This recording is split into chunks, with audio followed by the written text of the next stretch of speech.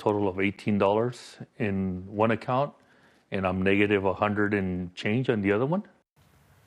Yesterday, that TSA officer says he called out sick because he ran out of gas money to get to work. That dire situation, just one of dozens that we have heard over the last 5 weeks during the partial government shutdown. Minutes ago, the House passed a short-term bill to fund the Department of Homeland Security. Meanwhile, the Senate approved its own bill to reopen DHS, but exclude funding for ICE.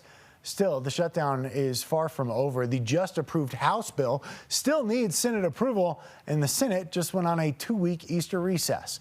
Meanwhile, 50,000 TSA agents should start receiving paychecks as soon as Monday.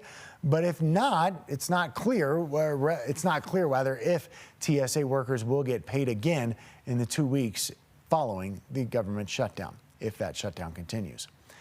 And that is the reason one Air Force veteran is taking this long walk, 20 miles through the night from Commerce City out to the airport.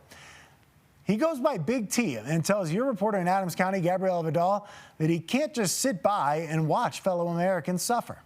Every mile he walks, to walk a mile in their boots to get an idea of what they're going through, comes with a purpose. People don't understand the magnitude of this shutdown. To open people's eyes to the even tougher journey TSA workers are facing every day without a paycheck. As Americans, we hate to see people being taken advantage of.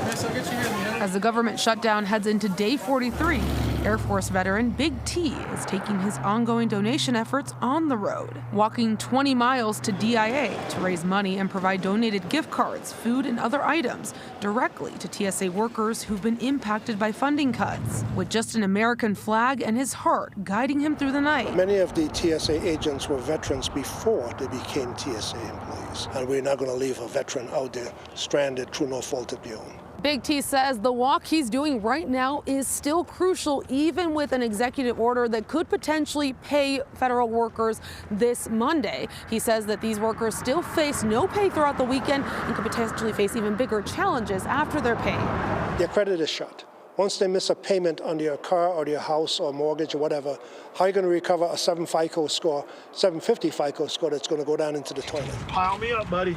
This journey alone hasn't felt lonely, thanks to organizations and businesses who've helped him match donations and provide services to TSA workers. This location that you see right here that's owned by Top Edge, they have used their facility to ensure that TSA employees don't get charged a penny for work done on their cars. And with every step he takes through the night is a reminder to others, these federal workers are worth fighting for. They're regular people like you and me. We got a job to do. All they want to do is to take care of their family at the end of the day. In Denver, Gabriella Vidal covering Call to First.